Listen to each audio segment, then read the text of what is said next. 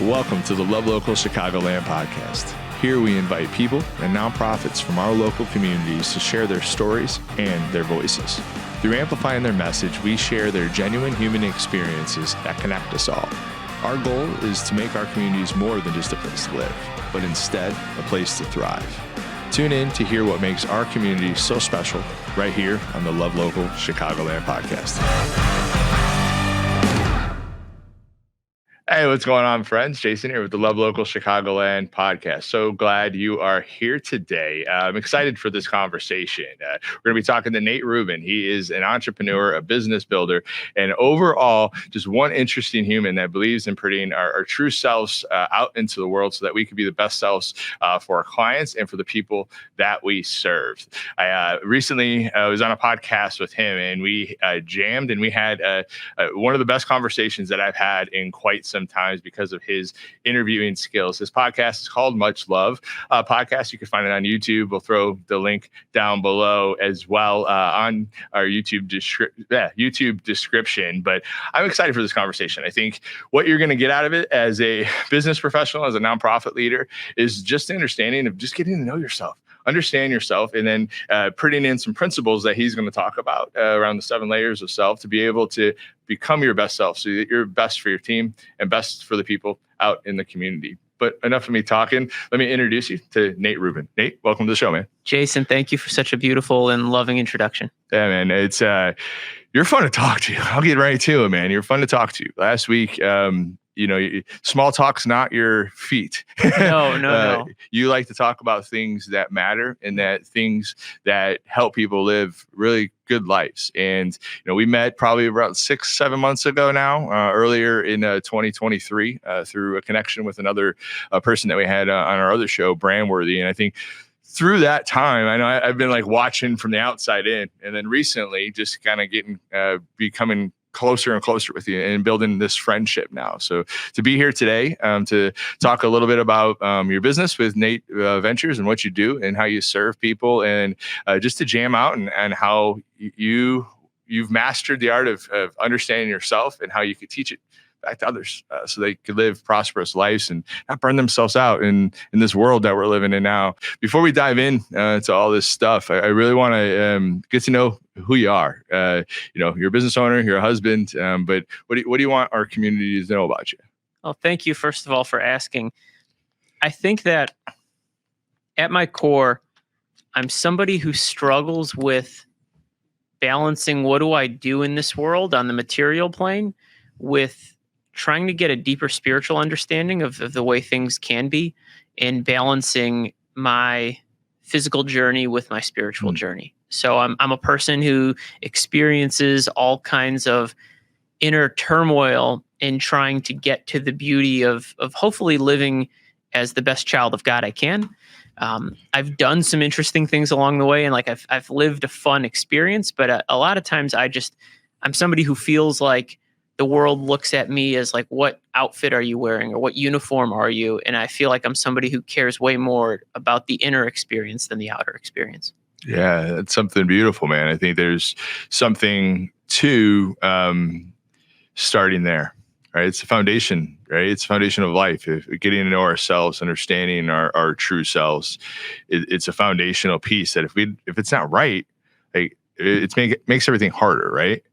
So I love that about you, but you're a business builder too. I know in conversation you've built, handful of businesses, currently on to the next venture with Nate Ventures. Can you talk about what Nate Ventures is and who it serves? Yeah. So Nate Ventures is essentially a holding company and a launching pad for me to bring different concepts to market. And all of these concepts are things that have helped me along my way that I'm now trying to help other people. So the first concept that I'm launching right now is a personal prosperity planning offering that I'm toying with exactly how to launch the brand in its entirety. But right now I like the name Prosper. And essentially what it is it is a process and a accountability system for helping business owners and executives balance their personal alignment and values with their personal financial goals and then their business and company goals. So it's a mixture of self-awareness and personal development work with financial planning as well as business consulting. And it's essentially just an extension of my lived experience. So you're taking what you've learned and what you've conquered and what you've proven through execution and through results, the systems, the habits, the mindsets. You're taking that in and you're building an empire with it. That's kind of what I hear you saying. Yeah, I'm doing my best in to your own become way. more authentic. Yeah. I mean, in that probably 3 or 4 years ago, I had a vision for all these different things I wanted to do. And I was unable to do them all at the same time, because if you focus on everything, you're focused on nothing. Yeah. And I knew I had to take a step back and get intentional about what were the things that I was the best at and what were the things that I was most passionate around. And then there was also this concept that became popular in Western business culture of ikigai, which is this Japanese concept of like finding your fit and finding your purpose. And I'm probably dumbing it down a bit. But the concept that was popularized with this idea was find what you're good at, find what the world needs, find what people can pay you for, and then find what brings you like spiritual fulfillment. And it's been a while since I've read the book and lived in that concept. But what I took from that was there's got to be a way to just show up as me where I'm not trying so hard. Not that I'm not working hard, but I'm not trying. It's just happening. There's this flow and I enjoy it. People are willing to pay for it. People are benefiting from it and I'm feeling fulfilled. Yeah, which is super important. So you're helping people, and you're helping them become better business operators, better business leaders. But it's starting with themselves. I think that's awesome, man. I think you hit something on there for me that was it hit home, man. I'm a business builder myself, and all this, I wouldn't say it happened by accident with the studio, with Love Local Media, and where we're evolving to. But I was a realtor, man, that had a camera and that wanted to love on our community. And through that process, what I learned is that it's going back to your true authentic self. This was my true authentic self. This is me being a business owner, is that. But when I tried to do all of them at once, it was really hard. But when I channeled it back, when I put people around me to help leverage things and put myself in the spots where I find the most joy, I found to be able to win.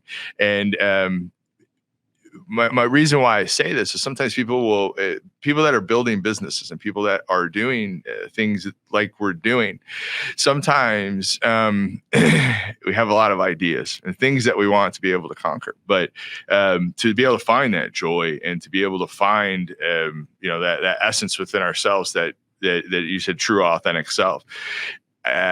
It's hard. And sometimes you let the outside world dictate that because, you're doing too much or you're doing these things. But for you just talked about like doing one thing at a time and finding that joy in that one thing. It doesn't mean you can't build another thing down the road, because you will. But it's starting with that one piece of the pie. I find that interesting for you, hearing your story. And I think my thought process for you, and from things that I've struggled for that I would love to get like thought processes on it for the people that are like us, is what were you always to the point where like, hey, I'm gonna do one thing at a time and do it really well and I'm gonna perform it at a high level? Or was this something that you learned and grew that as you were learning to get to know yourself and putting those systems into place? So the short answer is no. Right. I by default don't want to do just one thing. I want to do a lot of things. And as a kid, I enjoyed a lot. I played basketball. I was in martial arts. I played football with my friends. It's weird. My parents wouldn't let me play organized football, but they'd let me go kickbox with grown adults. So anyways, I always had a lot of interests.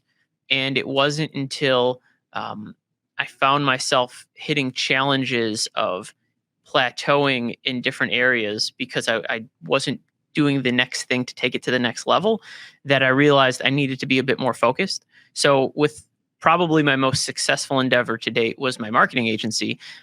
That was 8 years of commitment and 7 years of this is the only thing I'm focused on. And it wasn't until I found what that next thing was that I really wanted to give a lot of attention to that I was ready to finally let go of that one thing and go work on something else. So it's a learned skill over time. Yeah, you learn by doing and by going through it. I come from a corporate America background where sometimes you just grind it out. You could have grinded it out with your business that you built for 7 years, but you decided you sold it, correct? Yeah. So I started the business in June 2014 and I sold it on June 15th, July 15th, 2022. Okay. Awesome. It was awesome. Yeah. That's a good feeling to know that you built something that's sustainable and that it's worth something for people to buy. I think that's awesome. What led to you doing that? Like, what was where we talk like knowing oneself and getting there? Like, what led to that point where you're like, I think it's time. I built this successful business, because that must be scary. Like, you built this successful business, but what did that look like when you were in that transition period, or even working towards that transition period? So I'll go back in time for a second before I even get to that question. Why I started the business in the first place was I looked around and I saw I had a skill set that a lot of small business owners were missing. I was creating mobile responsive websites at a time when people were getting on smartphones with a rapid pace and small business was really lagging in digital marketing. But I didn't have a master plan. I didn't have this grand vision. I would not start the business the same way I did, almost 10 years ago now. But what I did have was a desire to improve my life day over day, month over month, and year over year. And I'd achieved that. But what happened was in 2019, I had spent so much time trying to scale the business. I'd hit that 5-year mark, which is, a big deal for a lot of businesses. But what was happening in my personal life and in my family life was the walls were basically coming crashing down. My parents were going through a divorce. It was really emotionally difficult because I dropped out of college and moved back in with my parents and basically built my business living at home. I built an incredible foundation in adulthood when I was essentially rebuilding my life at 20. And to watch, as soon as I left to go move downtown and focus purely on my business, to watch my family crumble, disintegrate, it hurt. It hurt at such a deep level. And I realized that no matter how much I love my business, it's never going to love me back. I have to start treating myself like a whole human being again, and I can't just give everything to this business. And so I literally felt one night, I went out to the cigar lounge because I lived near a big cigar mansion off of Dearborn and Division. And I came home and I was taking a shower and I had the thought, I no longer have the need to identify as Nate Ruben, business owner, and specifically as Nate Ruben, owner of Ruben Digital. Yeah, that's a role I'm playing today, but that's not who I am. Like, there's more to me than just this. And I felt a small ego death of like that identification just disappearing. And so in that moment, I knew it was time to move on. I just needed to start creating a plan. So even though I knew I was ready to move on in 2019, I didn't sell till 2022.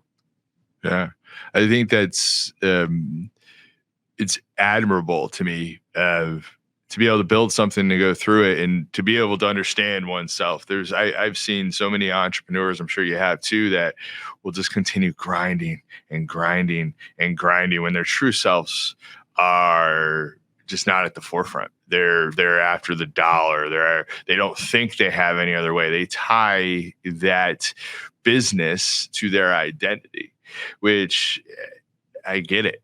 as a business builder myself, that's really easy to fall into. But I think that's even more important. Why we need to understand our true selves, because if my thoughts is like, if you couldn't talk to yourself in a healthy way, what would that look like? Could you still be in that business, and would you be fulfilled? Would you be thinking that you were living out your purpose? Probably not. You probably, right?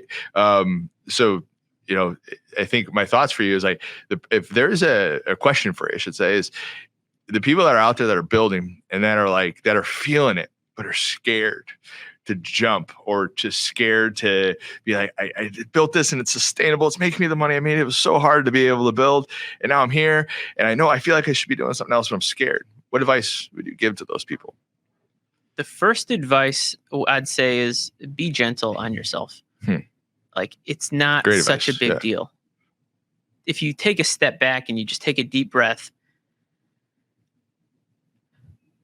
you're probably in a much better position today than when you started the business. You've probably learned a ton, and you've probably worked really, really hard getting to know yourself better, your limits better. You've probably given your family, your clients, like, you've made an impact. And at the same time, if you've changed your mind about the impact you want to make, that's okay. The next piece of advice I'd give them is to talk to trusted advisors about what could the process look like to figure out, A, what is my business worth? B, what does a process to sell my business look like? Or C, do I need to bring somebody else in to be part of this thing? Like, you have a lot of options. Sure. So, like, part of what I do is I help people with exit planning, because I know that when I was ready, I didn't really have the right team around me to make it happen. A lot of people think like, oh, maybe you have a business coach or a consultant. That helps. Maybe you have an accountant. Awesome. Financial advisor, a lawyer, estate planner. There's a few other people who can be useful in this process, but nobody, for the most part, has a team that is quarterbacked by one person who's walking you through a process, who's listening to what matters to you at the personal level, your financial level, and your business level, able to bring harmony to a bunch of competing value systems and a bunch of things that all want your time and attention, and work with you to make your dreams happen. I'm joining an association that does a little bit of this. It's the Exit Planning Institute, and I'm getting a credentialing in this space as a certified exit planner. And I wanted to do that to bring some legitimacy and bring somebody else's process to what I do. But a lot of what I do is just intuitive, and it's helping guide somebody in serving them how I wanted to be served. Yeah. I feel like the experience of what you had, and you have, I'm sure you're aware that you have it, but I see it from the outside, and your ability to be able to have a conversation with another human being and to catch their vibe and to catch where they're at is a major skill of yours, right? You see it in your show with much love. And I feel like now that I'm getting to know you more, I see it when you're having conversations with other people too. It's you said intuitively. It's intuitive who you are. It's type piece. I think that's great advice. You're pretty much saying build a team of people that could help you with the exit, and you can help lead that charge with what you're doing through lived experiences. We talked. I think that's great, and I think when we talked in preparation for this, we talked about. Like being our true selves, and you talked about like the 7 layers of self. And as a person that came from corporate America, that was miserable, that went through that struggle, that piece of it, to getting into the entrepreneurial game, and then quickly within 3 years pivoting to like I need to build this media company for kind of the same reasons you said you were, you need to build it. You saw a need in the community, so like, why not build it? And I felt the same way when it comes to media. I feel like media in general was broken, and through what I learned from a branding ploy we did with building a community through COVID and a little bit beforehand with our real estate, we saw that need for people in the community, and people were hurting, people were struggling, and then they didn't know how to make a video or a piece of content that would help drive business to their to their business, to be able to help them feed their family. So when I look back on that time, I didn't understand my 7 layers of self. I'm coming here as a humble person now, 3 years after this has started, of trying to be able to build and trying to be able to grow, but being humbled along the way. But if I knew of 7 layers of self, I learned that throughout the journey, I think, through conversation, through God putting people into my life, including you, and it's helped. But man, it would have been nice to have in the beginning. So when you talk about the 7 layers of self, can you explain to people first off what that is? Yeah. So if you've ever been to a yoga class, you might have heard at the end when the teacher says namaste. A lot of people are like, well, what does that mean? Sometimes some definitions of it is like the light in me honors and bows to the light in you. In the context of the 7 layers of self, this true self, the thing in me that is, whether it's a spark of God, it's my soul, it's God's consciousness manifest on earth, but whatever it is in me that is also in you, it's saying, I see you, kind of like an avatar. Mhm. So the 7 layers of self is a way of thinking about going from your physical body to identifying with that soul layer.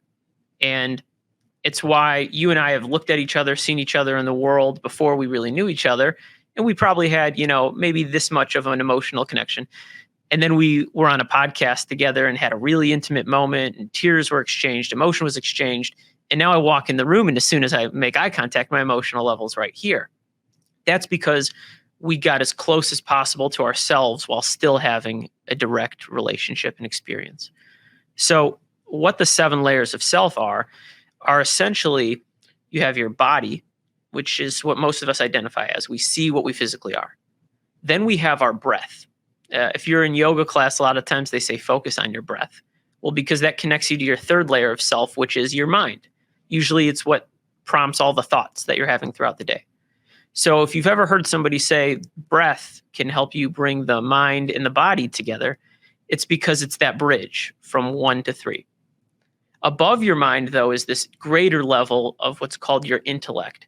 It's what do you actually believe to be true about your thoughts. So you might have thoughts coming through your mind all day like, oh, that person just cut me off in traffic. What an asshole. Oh, that's a hot lady. Oh, that's a bad store. This is good soup. Like but you might not actually believe any of that. The intellect is what we use to refine and tune our beliefs. Then the 5th layer of self is our memory. Everything that's ever happened to us. Maybe you burned your tongue on soup at some point, so now you know what hot soup is. Maybe there was somebody in your life who you were attracted to and had a deep, meaningful connection, and now you've superimposed their physical attributes on somebody else in the world, and that's your definition of hot. But you have an infinite memory, and it's stored within your body and your mind. And then beyond that is the ego. That's the 6th layer of self. It's who do I think I am? So when I talked about that ego death I experienced, I was willing to let go of a preconceived idea of who I thought I was. And the ego is a good tool. It's helpful for introspection. But if I'm living out here with ego and I'm trying to show you a mirror of who I think I am, you never actually get to know me because I'm showing you a projection. And it's finally that 7th layer of self. That's our true innermost self, where the more time we could spend in this place, that's when our light shines out to the world and we really let people see who we are. Because what they're really seeing is a reflection of themselves. And they finally feel heard and seen because it's the soul's recognition of each other. Yeah. So it was long, but that's the 7 layers of self. No, but I there's so much there, man. And I'm a spiritual man, and I feel like as I've gotten older, I understand the value in wisdom and going for the people that are before me to learn from them and to grow from them. And that doesn't mean they're older than me. That means they went through a journey that they could give me some valuable insights because I'm going through that journey. So I love that outlook. And I think there's so much that's tied into this that we'll continue to dive into. The first thing I want to say is I'm going to take myself back to this beginning entrepreneur, this stubborn business builder. And I'm going to be like, Nate, how do you expect me to work on my 7 layers of self? I have my business to build. I have sales calls to make. I have, things to be able to mail out. I have my family at home. I got my, wife to take care of, or my husband to take care of and to do things for. I got a grocery shop. I got to go grocery shop, and I got to get the kids to school. How do you expect me to make time? And to be able to get to my 7 layers of self, or even to work through that? What advice would you give those people? Well, I'll give you the physical and then I'll give you the spiritual. The physical advice is if you're on a plane and there's an emergency, you're supposed to put your oxygen mask on first and then you help everyone around Boom. you. Yeah. And if you're not taking care of yourself first and foremost, you're probably showing up like shit anyway. So like, no offense, if you're at home right now and you're like, I don't have time to take care of myself, you're not even being your best self to the people who you think you're showing up for. You need to call off tomorrow and start from scratch, right? In a loving way. Yes. But it should be a reality check. Take a pause, take a beat. If you can't even remember the last time you had a good workout, or you can't remember the last time you cried, put on a movie that'll get you there. Whatever it is, if you're not getting in tune with yourself as a regular practice, you need to start. And it's not because it makes you a better person from like some ego perspective. It's just going to make you a more effective person who likes life more and is like truly feeling love. which is important. That's kind of the whole point. Yeah. You know, Jack Johnson has a line, love is the answer, at least for most of the questions on my heart. Yeah. Familiar with it. Yeah. Yeah. I mean, like, what else? Why else are we here if it's not for love? Yeah. Money, like when you die, goes away. It's a scoreboard that helps while we're here today. Totally. But that goes back to like the purpose if you can't allow yourself that time to pause, are you really living out your true self? Or are you trying to hide and be something that you're not? You know, it's real when you're building something. There's pride in the way of that ego. There's things that are there that stop us from being able to experience joy because maybe how the outside world perceives us. But to your point, if you're not in tune with your true self, who you're portraying into the world isn't accurate. And through that, you're not going to eventually live out there's a good chance you don't live out your purpose because you're probably going to get lost in what your purpose is, right? Well, and you're probably sharing a lower level of yourself. Like one of the things I enjoy about my podcast is talking to people about things I may or may not agree, but I want to give them space to flesh out an idea. And so on my most recent episode before we recorded, I talked with somebody who held a belief that I did not share, but I wanted to understand why she felt that way. And when I created a shorter clip of that, it got probably 5 times the attention of the main episode. And when I created a YouTube short of that, it got 10 times the attention of that other clip. So what I found is that most of us are living in a world where we get this much context, and it could be totally divorced from the intent of the content or the person we're viewing, but it's easy to go viral. So to make that personal for somebody, if you're getting stuck in things that don't even really matter to you, like having pointless arguments, or you're holding opinions about things that don't affect your life personally, and you're living at that vibration, like, yeah, of course you're not diving into the deep, meaningful spiritual work that's waiting for you. So if you can let go of some of that bullshit and dive into the stuff that's actually going to bring you the most benefit, a lot of that stuff won't even bother you anymore. And now you can be elevating the consciousness of everybody you're around. Yeah. And it starts with self. What advice would you have to somebody that's sitting there now? Like, what would we talked about meditation in the get-go. You said that you meditated this morning, and I'm like, I wish I did. I was in the weeds this morning. And that was our conversation. But in my head, I was like, man, I love that moment of pause. And that moment, to me, silence, which meditation comes from, is something I yearn for now. As I've gotten to understand my true self, as I've gotten there, I know that I need peace. I know I need quiet. I know that my best day is probably with exercise, cold plunge, and some meditation, and understanding what this life truly is during that time of meditation. I'm going to go slay that day. But to get there is hard. So to get started, what are you, I always think with the end in mind, sometimes that loses people. So small, simple steps, like how can somebody get started to be on that path to one's true self, with meditation? Sure. So there's a lot of places I could send people to in terms of books they could read, seminars they can experience, movies, documentaries, which I'm happy to do in the comments later on if anyone's interested. But I'd rather do a brief experiential thing. Let's do it. I'm going to give you the best meditation advice I've ever been given by anybody. Sit comfortably and close your eyes. Mm-hmm.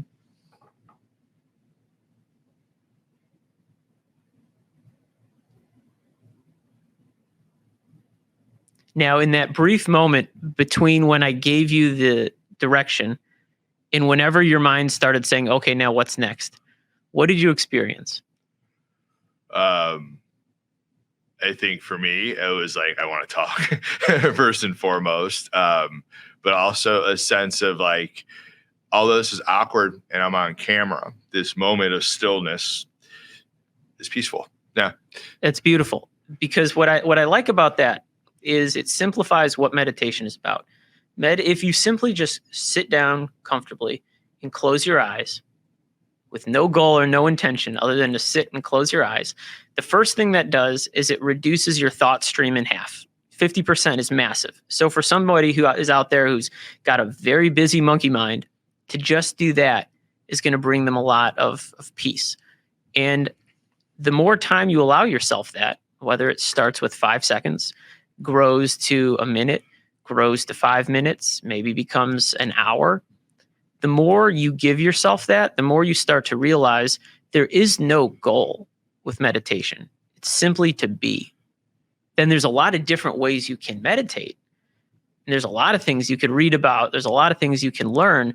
But for the most part, all of the methods are just ways for us to practice to then learn how to let go of those methods and be able to just be again. Yeah. So I remember where I was at the meditation retreat when a Swami led us through that. And he said, okay, sit down and close your eyes.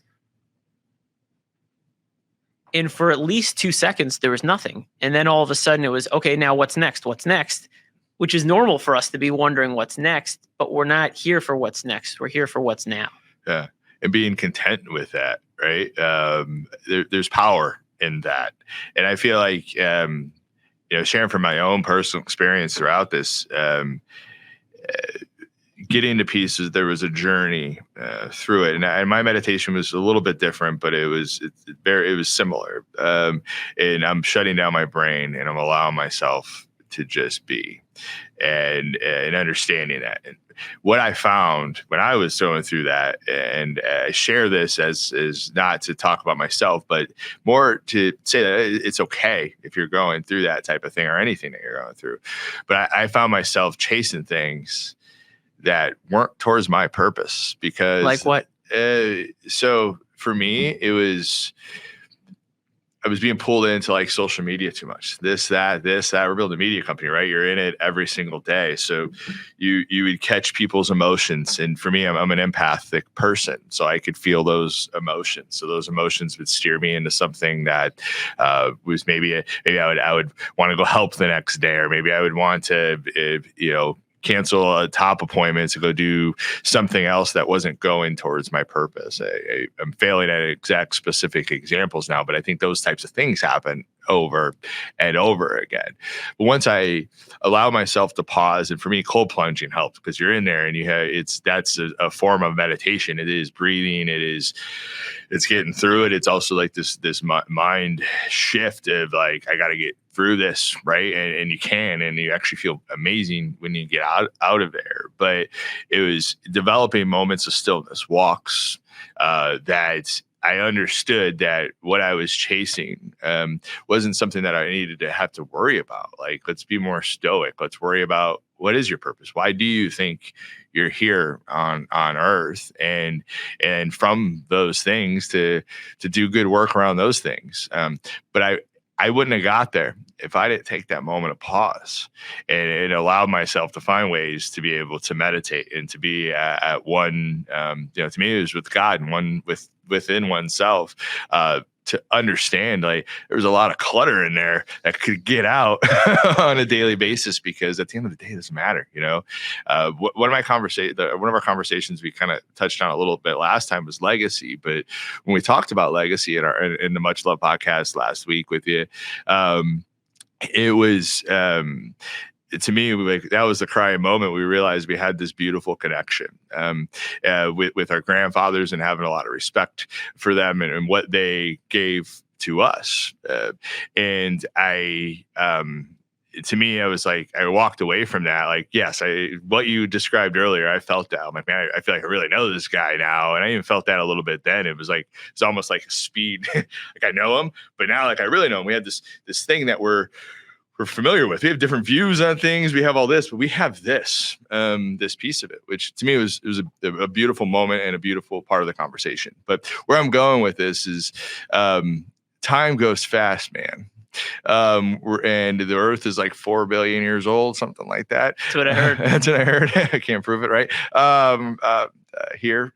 But when there's that much time on earth, we're close to probably halfway through our lives now, or somewhere close to that. Hopefully we live really old. But I think of the people that don't have a meditation practice or a moment of peace, and aren't putting that into their daily routines, whether it's their business routines, whether it's their life routines.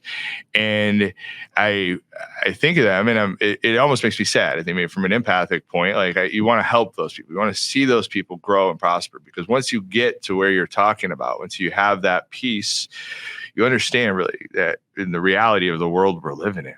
And it goes quick, man. It really does. So it's through meditation and through getting to one's true self, and that purpose piece.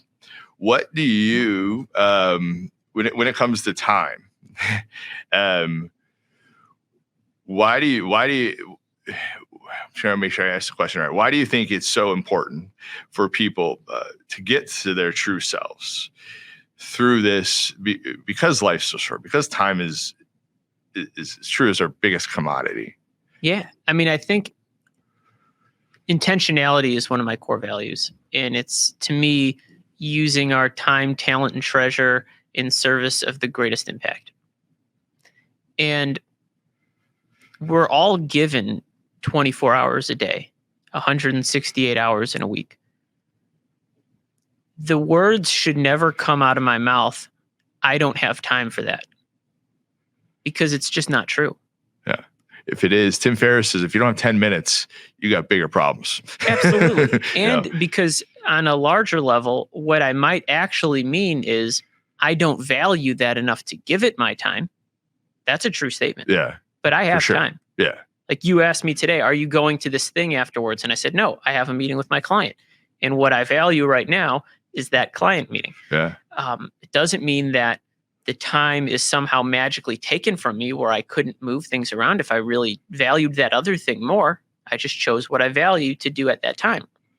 So one of the things you'd said with Tim Ferriss, if you don't have 10 minutes, we have a problem. If you've never sat down and looked at your time and looked at A, how am I spending my time? But more importantly, B, how would I ideally like to use my time? You're already playing at a deficit. Yeah. So I built a tool to do that for myself over a decade ago. But even outside of having tools and structure, a really simple thing to do is you say you want to do that thing. Let's say it's meditating. You want to commit to 5 minutes a day, set your alarm 5 minutes earlier, do with 5 minutes less of sleep, allow the day to start 5 minutes ahead and give yourself that 5-minute gift. And if you can't do that, then you probably don't care enough to make a change. Yeah. And then you need to look at what needs to get out of your life then, because there's something causing you stress. There's trauma maybe involved. A lot of people don't want to be quiet and hear what's going on in their head, or even worse, what they feel. Yeah. Because it hurts. There's a lot of shit there. Like, I didn't get to this path because I was living this incredible life. People were handing me awards and said, Nate, I want to be more like you. I was in the shit. I was arrested for assaulting 2 police officers while I was on drugs. And the next day when I walked home from jail barefoot with a pair of jeans on with no belt and a t-shirt and a backpack with a knife. Like, this is how fucked up my life was in that moment. How old were you at this time? I was 19. 19. Cool. I walked home to my apartment. I called my parents. I said I need help. And my dad said, oh, I just watched this documentary on Netflix about this guy, Ram Dass. And it blew my mind open that this guy had this life experience of, he did all the things on paper to look good. He's a Harvard professor. He'd been tenured by other places. Like, he had arrived. He had means. He had wealth. He had money. And something was missing. And then he found LSD and psilocybin. And he started doing these experiments. And he shed all that ego, but he'd come back to himself again. And he was almost kind of more miserable because he'd seen the beauty of what can be. And then he'd come back to having to be himself. It's depressing. It super hurts. Depressing. And then eventually he found, he went to India and he met Maharaji and he learned yoga and meditation, and he found a more sustainable path to experiencing that level of self and shedding all this external. I needed that. And that, because I wouldn't want the life that I had then today. So I only got to where I'm at because I had real pain that I wanted to move on from. And I just clung on to anything that seemed like it could get me closer to some sort of peace. Yeah. And that pain's real, right? And that pain is different for everybody. Each of our stories are different. And each of our perspectives, because of that, is different. And that's okay. That's just who we are as humans, and that's society and the world that we live in. What type of life is that? to live, when you're not when you're that miserable person. I was, there's a pre-wife me, which is very similar to that, and drug abuse and other types of just bad habits that led to a bad life.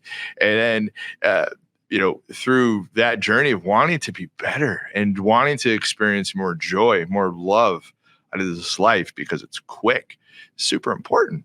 But it's, you said earlier, like, to be gentle on yourself. And to me, Yeah. I think that's so important for people, because we're hard on ourselves. And I look at when I was really in bad spots in my life is because I was a prick to myself. Yes. And I wasn't allowing myself to grace, to overcome, or to be my true self.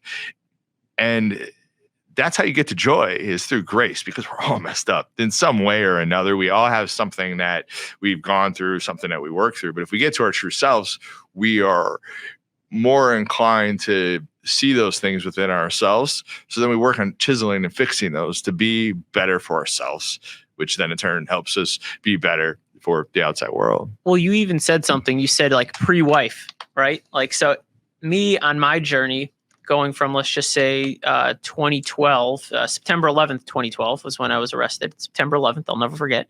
And then being married on September 15th of 2020. I told you about what happened in 2019 with my family. I was in this place where I thought, I can run from love and I could just go all in on my business and kind of, fuck everybody else. That wasn't going to serve me. It wasn't going to fill me up, and it wasn't going to allow me to be a greater servant.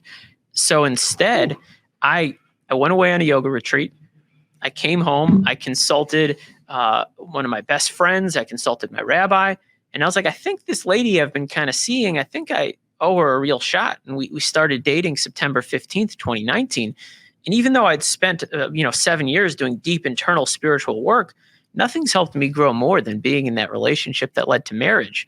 And the irony is, just like your wife loves you, she loved and accepted me for just who I am. She gave me that grace that I needed. And I think it was her love and acceptance that allowed me to be more gentle with myself and unlock whatever vulnerability I needed to get to the next level.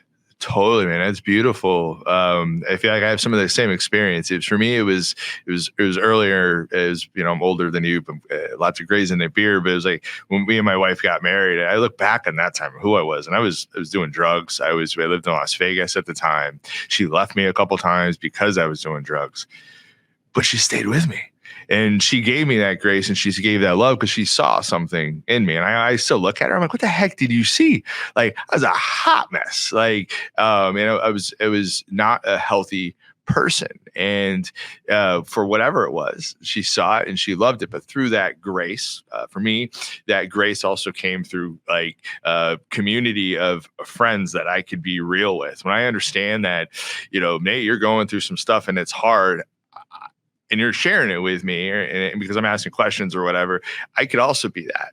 And when we could develop that type of relationship where we ask, like, hey, how are you doing? And you're like, shitty.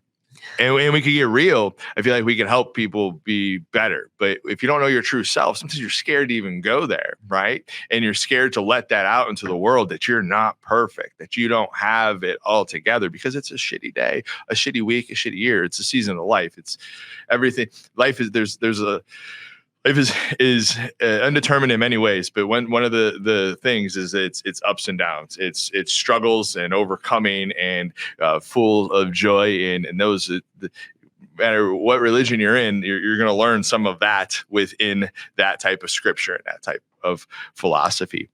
One of the pieces that really intrigued me from our conversation last week was, and you mentioned it a little bit earlier, it was in the studio with Much Love Podcast, but you mentioned a little earlier with guiding principles. So we're getting ready to wrap up the show here in a little here shortly, but I want you to talk about, like, when did you put the guiding principles in place? And then, like, why should somebody do that for themselves? It's a good question. So I think one of the ways that came up was from the painting that I have on my wall in the studio with these guiding principles.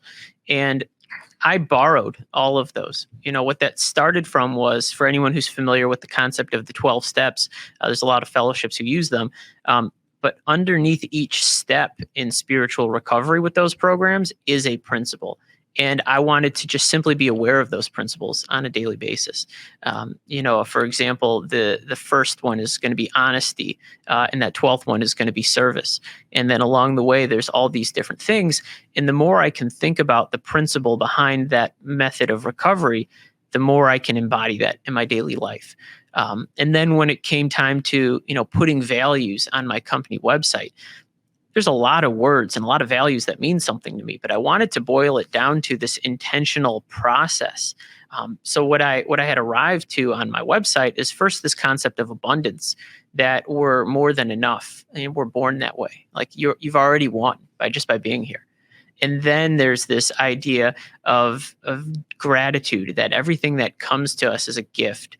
And then generosity, like because I'm so full, I'm just going to give to the world. And then intentionality, like our life is short, time is short. Anytime I'm looking at a financial decision, realizing it's not my money, it's God's money I've been entrusted with. How am I going to make the biggest impact with everything? And so now it becomes this story that I can live, and I can think about and I can reflect on. And sometimes I can, virtue signal by putting my virtues and my values on my website. But like, that's not really the point. It's the hope that somebody sees those things and goes, oh, I share those values. Let's see if we can share a relationship. That's it. And I feel like my wife and I don't have guiding principles, but we've talked about it before, but we do have like a vision statement and we have values, which is tied similar to what you're saying. And like those help us make decisions.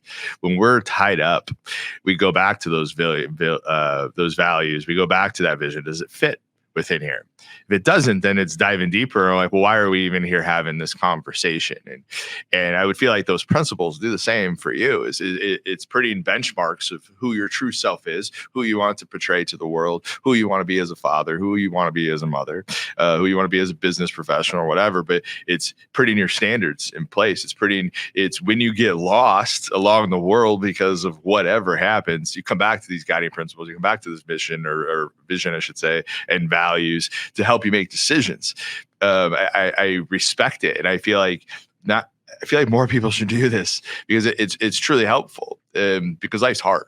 At the end of the day, life's hard, and because of that ups and downs struggles, if you don't have like a strong framework to execute your day with practices that help us become better humans, it's going to be really hard to get to your true self and live the purposeful life that you're all of us were meant to live. Not one of us was not lived to be some type of purpose and to go after something. It's in each of our hearts, right?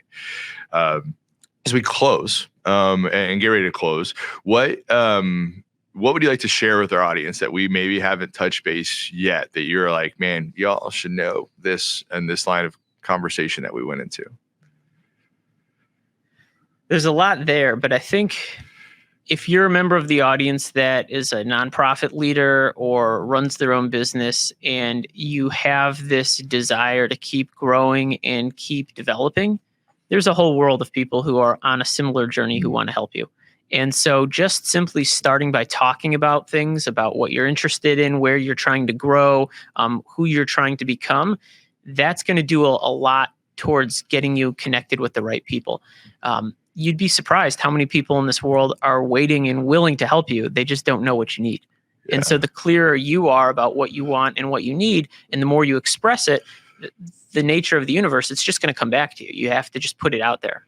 I love that. Surround yourself with people that are going to make you better. That's a quote from you during our prep conversation, which tied into that. So I'm glad you brought that into the table. I feel like that's super important. The people that are around us help inspire us, help us be our best selves if we do it right.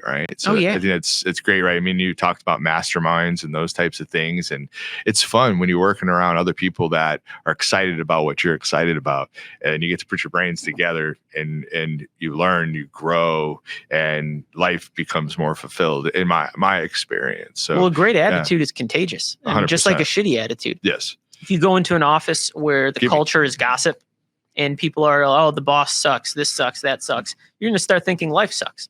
But if you go places where you're like, oh, this person's talking about love, they're talking about God, they're building something, they're a creation who's honoring their creator by creating. Like if you're in that flow and that energy, you're just going to think life is limitless and beautiful. And so it's what do you choose and who you surround yourself and what thoughts you let in. Yeah, and it helps shape you and live out your purpose here on earth. So beautiful, man. I appreciate this time today. You could help people in many different facets with Nate Ventures and what you're building, and through your life experiences, what you've overcome through systematic approaches. How can people reach out to you and learn more about Nate Ventures and how you could support them on their endeavors? Sure. I think the easiest place is my website. It's N8, the number, .ventures. Nothing else after that. I'm on all the major social media platforms too, but just go to my website. You can learn a little bit more about the offerings. I believe my email is on there. There's also a contact form. And then, talk to us in the comments. I'm sure somebody would be happy to send you a direct link if even the work of finding a website is too hard. Yeah, for sure. Awesome. And then you have a pretty awesome podcast, man, with Much Love Podcast. So quick plug, tell people what it's about and tell them where to go find it. So the Much Love Podcast is essentially a way for me to honor and celebrate the people around me that are doing incredible things. And I learn about myself by learning about what's going on for my guest and what's true for them. The podcast is on YouTube. It's also on Spotify, Apple Music, Amazon, probably a few other places because it's now syndicated, which is cool. And I'm looking forward to engaging with people in the comments. Yeah, man. Looking forward to seeing that grow as well. I feel like you're onto something, and I'm a branding type of guy, and your logo and the mission and the vision and how you're making people feel with the show, I think is it's truly, I feel like it's on the start of something that's going to be truly great. So keep on doing that, man. I love your reason for it. Thank you. Well, same thing here. I mean, there's a reason why it's like, hey, let's, like a soccer jersey swap, like let's go on each other's shows. There's something happening here too. And I'm grateful to be part of it. Yeah, man. Well, I'm grateful for you to be here, and look forward to the next time. I have a feeling it's not the last time that we sit down and have that conversation, but thanks for being on the Love Local Chicagoland podcast. Wonderful. My friends, get in tune with yourself. That's how we're going to become our best selves. Who we surround ourselves with matters. So surround yourself with people that are going to inspire you, that are going to uplift you, that are going to help you live out your purpose, and that want you to experience joy. Life is much better that way. I don't care if you're a business professional. I don't care if you're a nonprofit. I don't care if you're just a mom or stay-at-home dad, whatever it is, those principles help do life better. If you're looking to be able to connect with us here on Love Local Chicagoland, please drop us a message down in the comments, follow and subscribe. Please, we're building this community for all of you. We believe you have a voice, and we want to help amplify it with any of our shows. And if you're looking to be able to connect with a local business professional that can help you do business better and your life better by going in, make sure you check out Nate Ruben on the Much Love podcast, and also at Nate Ventures. I promise you, he's a good dude. He wouldn't be sitting across the table if he wasn't. So peace out, my friends. Support local, love local. My friends, we're stronger together. Peace.